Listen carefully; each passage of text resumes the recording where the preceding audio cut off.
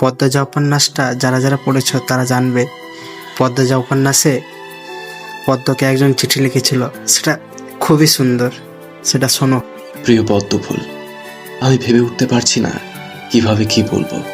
আজ চলে যাব ভাবতেই বুকে তোলপাড় চলছে। তার কারণ তুমি।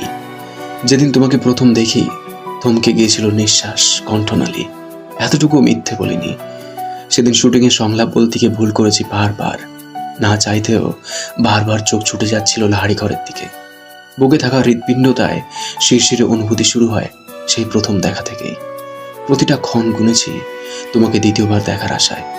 দ্বিতীয়বার দেখা পাই যখন বেগুন নিতে আসো। সেদিন কথা বলার লোভ সামলাতে পারিনি। টমেটোর অজুহাতে শ্রবণ করি পদ্মফুলের কণ্ঠ। মনে হচ্ছিল এমন ঋণ ঋণে গলার স্বর আর শুনিনি। রাতের ঘুম আড়ি করে বসে। তোমায় প্রতিনিয়ত দেখার একমাত্র পন্থা তোমার স্কুল। সবার অগোচরে কতবার তোমার পিছু নিয়েছি। তুমি বোকা, ধরতে পারোনি একবারও। সুন্দরীরা বোকা হয়, আবার প্রমাণ হলো। এই, রাগ করবে না, বোকা বলছি বলে। জানতে পারি তোমার মায়ের ইচ্ছে তুমি অনেক পড়বে। অনেক উঁচু বংশ থেকে বিয়ের প্রস্তাব এসেছে, তাও তিনি ফিরিয়ে দিয়েছেন।